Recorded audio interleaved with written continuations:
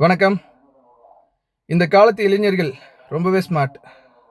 அவங்களுக்கு ஒரு விஷயத்த கத்துக் குடுத்துட்டீங்கன்னா, எளிதா கத்துக்குவாங்க.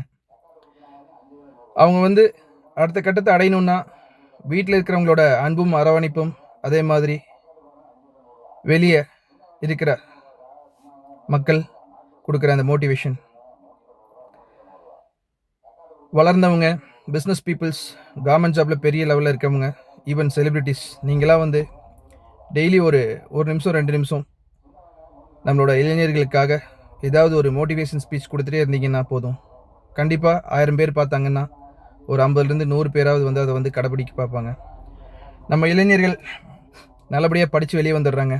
படிச்சு முடிச்சதுக்கப்புறம் அடுத்தது என்ன பண்ணலாம் அப்படிங்கிற ஒரு ஐடியாவே இல்லாம இருக்காங்க.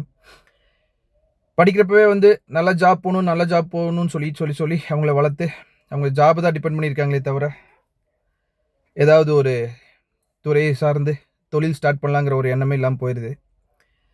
ஆல்ரெடி தொழில் இருக்கிற பேரண்ட்ஸ் அவங்களோட குழந்தைகள தொழிலுக்கு கொண்டு வர்றாங்க.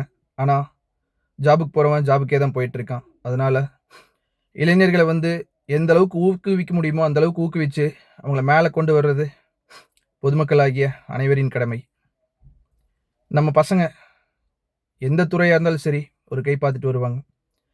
அவங்க அடுத்த கட்டத்த அடையணும்னா, நம்ம ஊர்ல இருக்கிற வளர்ந்த தொழிலதிபர்கள், அதே மாதிரி நல்ல நல்ல போஸ்டிங்ல இருக்கிறவங்க, நீங்கலாம் சேர்ந்து டெய்லி ஒரு 1 நிமிஷம், 2 நிமிஷம் வீடியோ பதிவு பண்ணுங்க.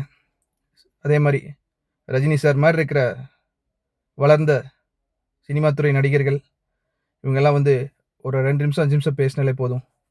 நெறைய மக்கள் அத ஃபாலோ பண்ணுவாங்க. தயவுசெய்து நமது இந்திய தேசத்தில் இருக்கும் இளைஞர்களை தினமும் ஊக்குவிப்போம். அவர்களை வளர்ச்சியடைய செய்வோம். நன்றி.